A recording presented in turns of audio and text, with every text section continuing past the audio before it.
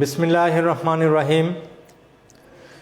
প্রিয় শিক্ষার্থীবৃন্দ, আশা করি তোমরা সুস্থ আছো। আমি মোহাম্মদ বজলুল হক, প্রভাষক, পদার্থবিজ্ঞান, Ahmad Bawani academy school and college থেকে অনলাইন লাইভ ক্লাসে স্বাগত জানাচ্ছি। প্রিয় দ্বাদশ শ্রেণীর শিক্ষার্থীবৃন্দ, তোমাদের সাথে ইতিমধ্যেই আমি কয়েকটি বিষয় অধ্যায় নিয়ে আলোচনা করেছি। আজকেও আমি তোমাদের সাথে আলোচনা করব আরও একটি অধ্যায় নিয়ে, পদার্থবিজ্ঞানের দ্বিতীয় পত্র, ষষ্ঠ অধ্যায়, জ্যামিতিক আলোক বিজ্ঞান। এই জ্যামিতিক আলোক বিজ্ঞান থেকে আজকে যে বিষয়টি নিয়ে আলোচনা করব তা হলো প্রিজম।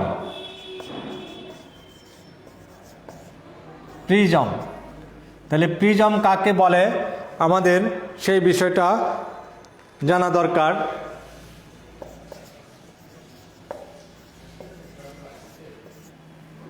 যে দুইটি হেলানো তল দ্বারা সীমাবদ্ধ কোনো প্রতিসারক মাধ্যমকেই প্রিজম বলা হয়। যে দুইটি হেলানো তল দ্বারা সীমাবদ্ধ কোনো স্বচ্ছ প্রতিসারক মাধ্যমকেই প্রিজম বলা হয়। তাহলে প্রিজমটা কি? একটা প্রতিসারক মাধ্যম। সেটা কিভাবে পাওয়া যায়? যে দুইটি হেলানো তল দ্বারা সীমাবদ্ধ কোনো স্বচ্ছ প্রতিসারক মাধ্যমকেই বলা হয় প্রিজম। তাহলে সেই প্রিজম একটা প্রতিসারক। তাহলে আমরা সেই প্রিজমের ক্ষেত্রে কিছু বিষয় নিয়ে আলোচনা করব। তাহলে আমরা প্রিজমের একটা প্রধান ছেদ আমরা নিয়ে নিচ্ছি। এটাকে আমরা ধরে নিই প্রিজম আমাদের প্রিজমের প্রধান ছেদ।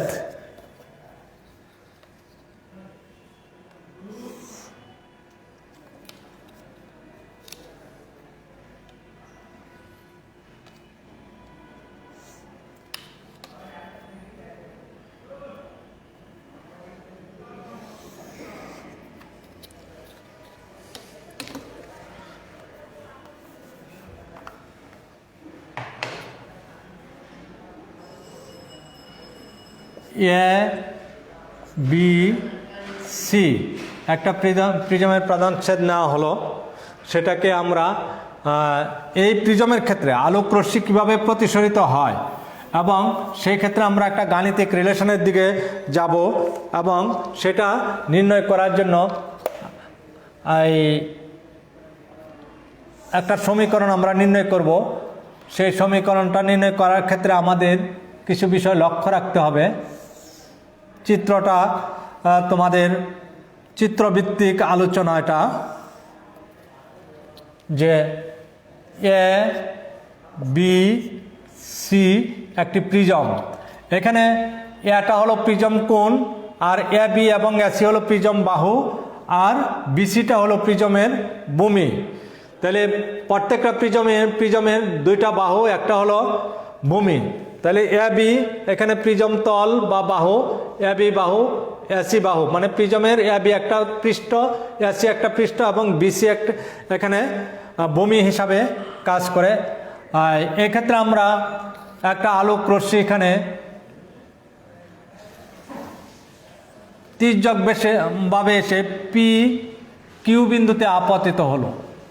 একটা আলোক রশ্মি প্রিজমের মধ্যে দিয়ে প্রতিসরিত হলো, সেটা কিউ আর পথে প্রতিসরিত হলো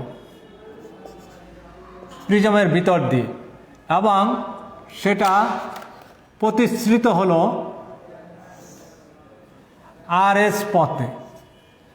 এখন আমরা এই কিউ বিন্দুতে আমরা একটা লম্ব অঙ্কন করে নিচ্ছি এবং আর বিন্দুতে একটা লম্ব অঙ্কন করে নিচ্ছি। তাহলে এখানে এন কিউ ও কিউ বিন্দুতে একটা লম্ব এবং ও আর এন প্রাইম আর বিন্দুতে একটি লম্ব। এক্ষেত্রে আমাদের আলোক রশ্মি যে প্রিজম দিয়ে যখন গমন করলো তখন এই আলোক রশ্মিটা আমাদের পি কিউ ইউ পথে যাওয়ার কথা ছিল, কিন্তু এটা না যে চলে গেল কি কিউ আর পথে। এবং আমরা যদি এই রশ্মিটাকে বাড়িয়ে দেই,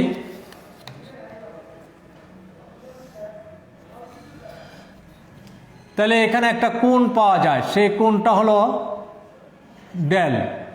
এখানে টি বিন্দুতে ছেদ করলো। কেমন? আমরা এখানে কতগুলি বিষয় এখানে পেয়ে গেছি। এখানে আপাতিত রশ্মি অবিলম্বের সাথে যে কোণ উৎপন্ন করে সেই কোণটাকে আপাতন কোণ, এবং প্রতিসরিত রশ্মি অবিলম্বের সাথে যে কোণ উৎপন্ন করে সেটাকে প্রতিসরিত কোণ।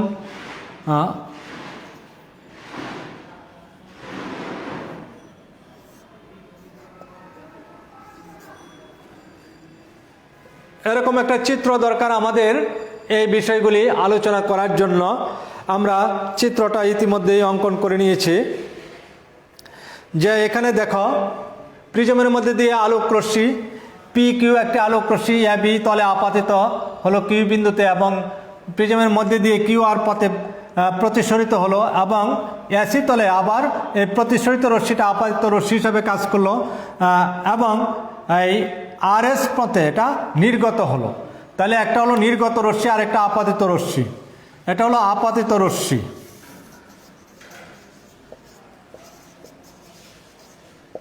আর এটা হলো নির্গত রশ্মি।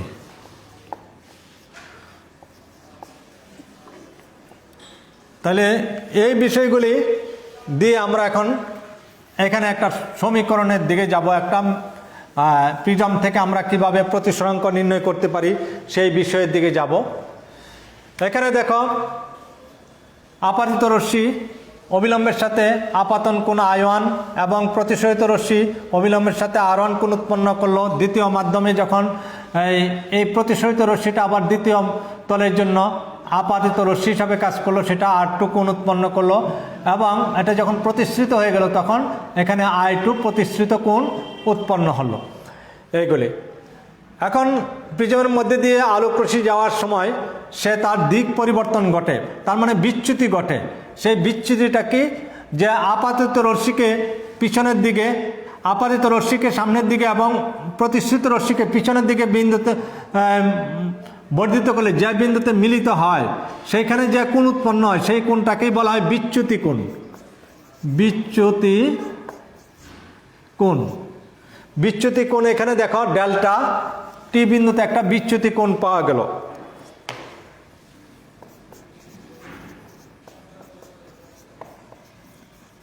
বিচ্যুতি কোণ ডেল্টা, এটা আমরা পেয়ে গেছি। এখন আমাদের এখানে বিচ্যুতির হিসাব করতে হবে। আমরা বিচ্যুতির সাথে কিভাবে প্রতিসরাঙ্কের সম্পর্ক দেখাতে পারি সেই বিষয়টাই নিয়ে আমরা এই ক্ষেত্রে আলোচনা করব। এখানে দেখো যে বিচ্যুতি কোণ হলো ডেল্টা ইকুয়াল টু, আমরা লিখতে পারি এখানে ইউটি আর কোণ। ইউটি আর কোণ, এই কোণটা হলো বিচ্যুতি কোণ।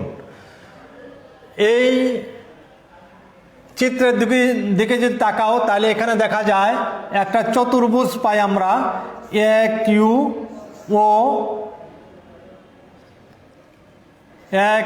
ও আর, এটা একটা চতুর্ভুজ।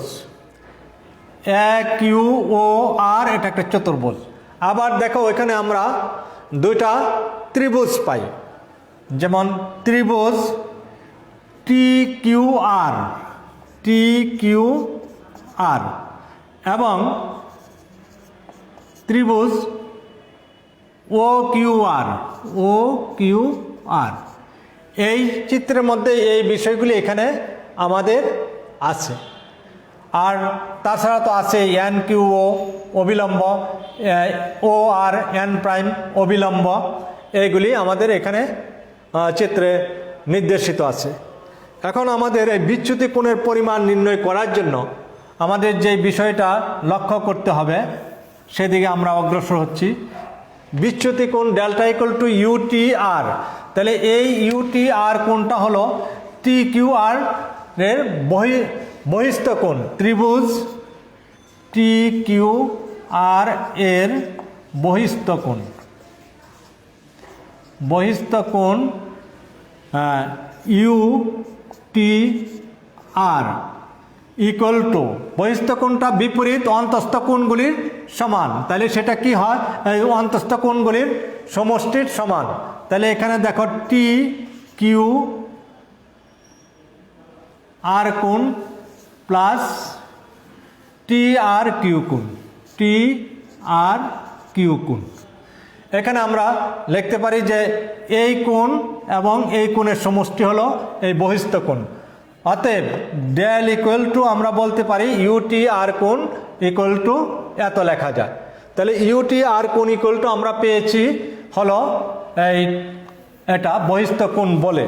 সুতরাং ডেল ইকুয়াল টু ইউটি আর কোণ equal two T Q R কোণ প্লাস টি আর কিউ কোণ। এখানে দেখো টি কিউ আর কোণ, এই কোণটুকু হলো যে আমরা লিখতে পারি I1 মাইনাস R1 প্লাস এখানে I2 minus R2, I2 minus R2। যে এই কোণটুকু নির্ণয় করার জন্য আমরা এই টোটাল কোণটা বিপরীত কোণ বলে, বিপ্রতীপ কোণ বলে I1 ইকুয়াল টু লেখা যেত R1 প্লাস এই কোণ। তো সুতরাং আমরা I1 থেকে যদি R1 বাদ দিয়ে দিই তাহলে এই কোণটা পাওয়া যাবে। অনুরূপভাবে I2 থেকে যদি আমরা R2 বাদ দিয়ে দিই তাহলে সেই কোণটা পাওয়া যায়। তাহলে এই দুইটা কোণের সমষ্টি এত লিখতে পারি আমরা। এটা থেকে কি লেখা যায় যে I1 minus R1 plus I2 minus R2। তাহলে I1 plus I2 minus R1 plus R2। তাহলে অবশেষ আমরা এই বিচ্যুতি কোণের একটা পরিমাণ পেয়ে গেলাম। এখানে এই আপাতন কোণ এবং প্রতিসরণ কোণ এইগুলির মাধ্যমে আমরা এখানে প্রকাশ করতে পারলাম। তো সেটা কি পাইলাম সেটা আমরা একটু লিখে রাখি যে অতএব del equal to I1 plus I2 minus R1 plus R2, এটুকু আমরা পেয়ে গেলাম। ডেল ইকুয়াল টু আমরা এটুকু পাওয়ার পর এখানে আমরা আরও কিছু রিলেশনের দিকে যাব। সেটা এখানে দেখো এই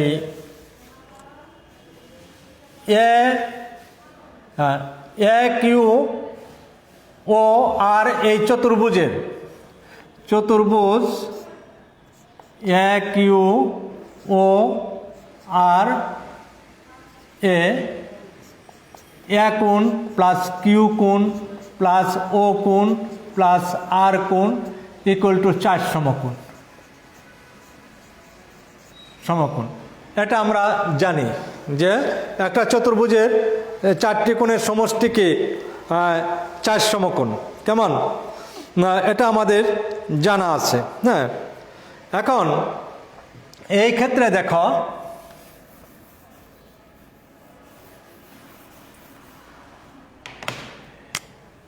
যেহেতু এন ও কিউ আর এটা লম্ব এবং এন প্রাইম আর এই আর বিন্দুতে লম্ব, সুতরাং এখানে আমরা বলতে পারি এ কিউ ও কোণ প্লাস এ আর ও কোণ ইকুয়াল টু 2 সমকোণ। আমরা এটা বলতে পারি যে এই 2 সমকোণ। এখানে আমাদের এই বিষয়গুলি দেখানোর জন্য এটা ইকুয়াল টু 2 সমকোণ।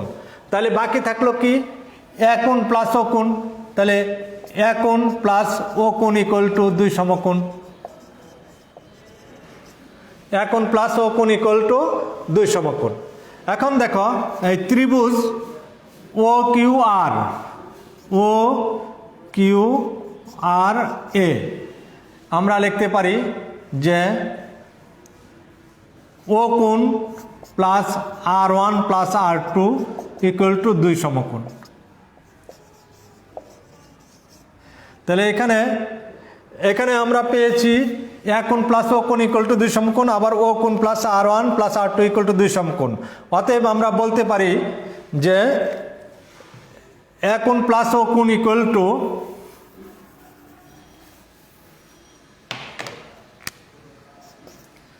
এ কোণ প্লাস ও কোণ ইকুয়াল টু আমরা বলতে পারি ও কোণ প্লাস R1 প্লাস R2 বা এ কোণ equal two R1 plus R2, এটা আমরা বলতে পারি এ কোণ equal two R1 plus R2। তাহলে অতএব ডেল ইকুয়াল টু আমরা কি বলতে পারি, বিচ্যুতি কোণ equal to I1 plus I2 minus A. যে আমরা যদি কোণের মান লিখি তাহলে del equal to I1 plus I2 minus A, এই সমীকরণের সাহায্যে আমরা এটা লিখতে পারি। কেমন, del equal to I1 plus I2 minus A. তাহলে এই রিলেশনটুকু আমরা এখান থেকে পেয়ে গেলাম যে বিচ্যুতি কোণের পরিমাণ কি হবে, বিচ্যুতি কোণের পরিমাণ del equal to I1 plus I2 minus A. প্রিজমের ক্ষেত্রে আমরা এটা বিচ্যুতি কোণের পরিমাণ লিখতে পারি। এখন আমরা আরেকটু বিষয়ে অগ্রসর হব যে আমরা যদি এখানে একটা গ্রাফ অঙ্কন করি, এই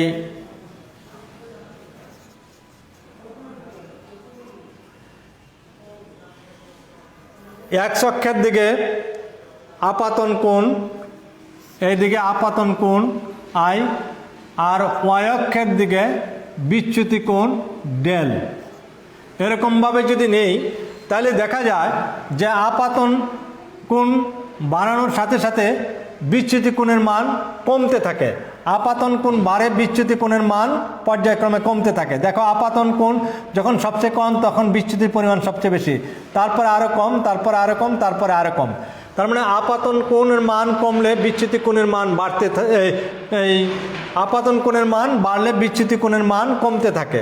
দেখা গেল যে একটা নির্দিষ্ট পর্যায়ে এসে আপাতনের কোণের মান বাড়ানোর পর বিচ্যুতি কোণের মান আবার বাড়তে থাকে। এখানে দেখো যে আপাতন কোণ বেড়ে যাচ্ছে, বিচ্যুতির কোণ আস্তে আস্তে বেড়ে যাচ্ছে। তাহলে এখানে যে আপাতন কোণের জন্য সর্বনিম্ন বিচ্যুতি পাওয়া যায় সেই বিচ্যুতিটাকেই বলা হয় ন্যূনতম বিচ্যুতি।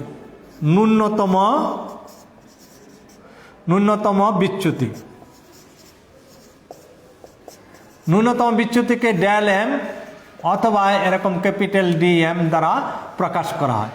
তাহলে দেখা যায় যে আপাতন কোণের আপাতন কোণকে আমরা বর্ধিত করলে বিচ্যুতি কোণের মান কমতে থাকে এবং একটা পর্যায়ে এসে আপাতন কোণকে আবার বাড়ালে বিচ্যুতি কোণের মান না কমে আবার বাড়তে থাকে।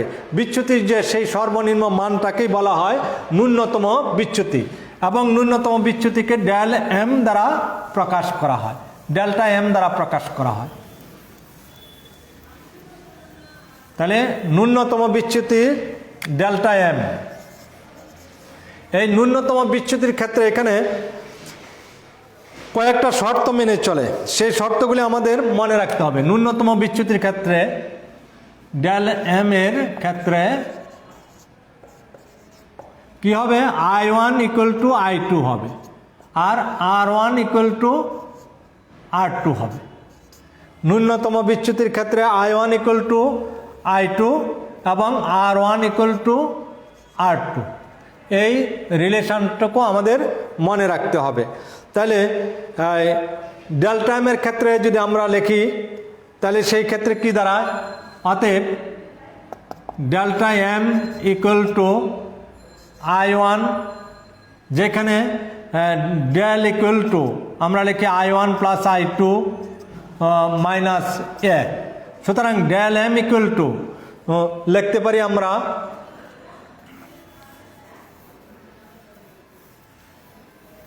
ডেল এম এর ক্ষেত্রে কি হবে, I1 equal two I2, R1 equal two R2।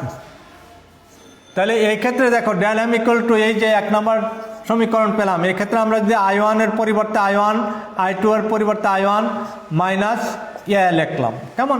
তাহলে এখানে কি লেখা যায়, del M equal to 2I1 minus A বা 2I1 equal to A plus del M বা I1 equal to A plus del M by two লেখা যায়। তাহলে এখান থেকে আমরা ন্যূনতম বিচ্যুতির ক্ষেত্রে আমরা একটা রিলেশনের দিকে আস্তে আস্তে অগ্রসর হচ্ছি। সেই ক্ষেত্রে আমরা কি পেলাম যে I1 equal to A plus del M by two. এখন দেখো আমরা যদি সেটা লিখি, অতএব ন্যূনতম বিচ্যুতির ক্ষেত্রে আমরা লিখতে পারি I1 equal to A plus del M by two. আবার ন্যূনতম বিচ্যুতির ক্ষেত্রে আমরা যা লিখব, আমরা পেয়েছি কিছুক্ষণ আগে এ equal to R1 plus R2। তাহলে ন্যূনতম বিচ্যুতির ক্ষেত্রে তখন এ equal to R1 plus R1, দুইটা একই কোণ হয়ে যাবে, বা এ ইকুয়াল টু 2R1, বা R1 equal to A by two লেখা যাবে, R1 equal to A by two. তাহলে এখানে আমরা I1 এবং R1 পেয়ে গেলাম, R1 equal to A by two. ন্যূনতম বিচ্যুতির ক্ষেত্রে আমরা এই দুইটা রিলেশন পেয়ে গেলাম। তাহলে প্রতিসরাঙ্ক কি তোমাদেরকে প্রিভিয়াস ক্লাসগুলিতে বলা হয়েছে। প্রতিসরাঙ্ক কাকে বলে? যে আলোক রশ্মি এক মাধ্যম থেকে আরেক মাধ্যমে যাওয়ার সময়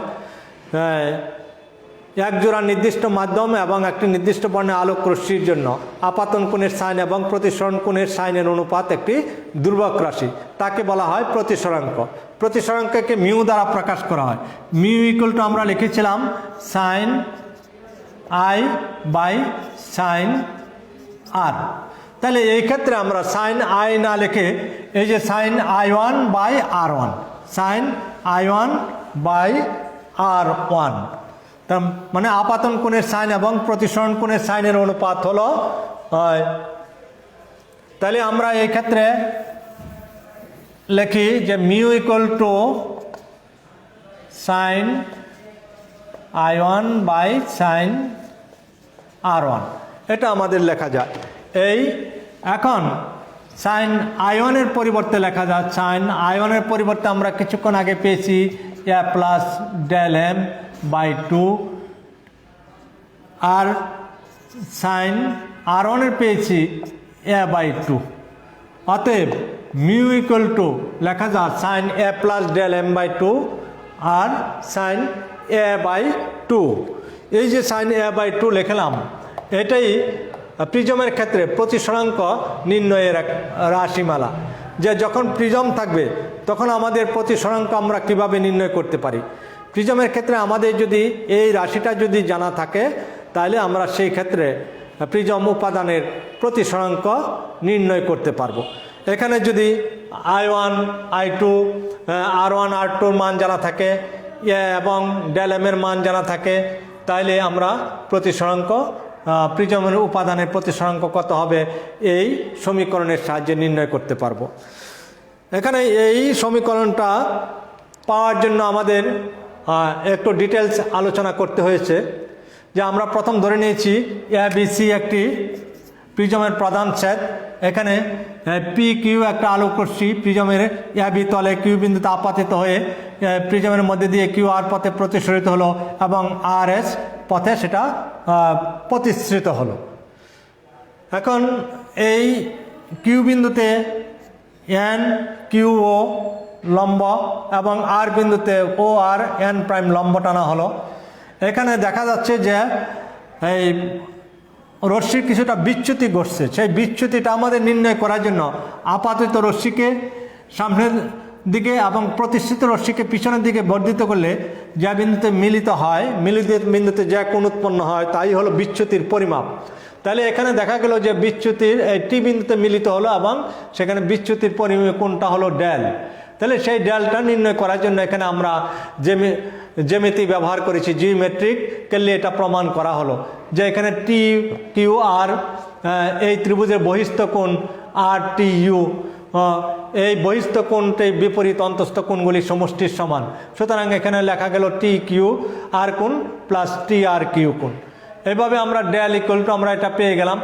আবার এই TQR কোণকে আমরা লিখতে পারি I1 মাইনাস R1, আবার TRQ কোণকে লিখতে পারি যে I2 মাইনাস R2।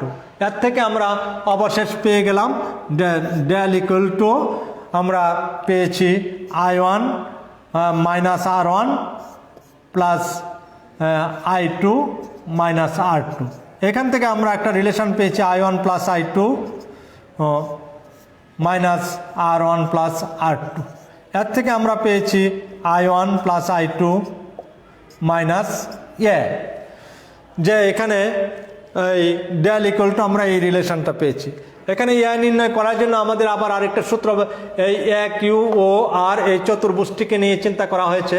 চতুর্ভুজের 4টি কোণের সমষ্টি 4 সমকোণ, আবার কোণ এখানে কিউ ও কোণ প্লাস আর ও কোণ, এই দুইটা কোণের সমষ্টি হলো 2 সমকোণ। তাহলে বাকি কোণ প্লাস ও কোণের সমষ্টি 2 সমকোণ। এবং এখানে ত্রিভুজ কিউ ও আর যখন না হলো, এখানে 3টা কোণ R1 কোণ প্লাস R2 কোণ প্লাস ও কোণ ইকুয়াল টু 2 সমকোণ। এই দুটাকে কম্বিনেশন করে ওইখান থেকে আমরা পেয়ে গেলাম যে রিলেশন থেকে আমরা পেয়ে গেলাম কোণ equal two R1 plus R2 কোণ। এই কোণের পরিবর্তে আমরা পেয়েছি R1, কোণের পরিবর্তে R1 প্লাস R2 আমরা এটা পেয়েছি। তারপরে ন্যূনতম বিচ্যুতি আমরা একটা চিত্র অঙ্কন করে দেখালাম যে আপাতন কোণ বাড়লে এই বিচ্যুতি কোণের মান কমতে থাকে।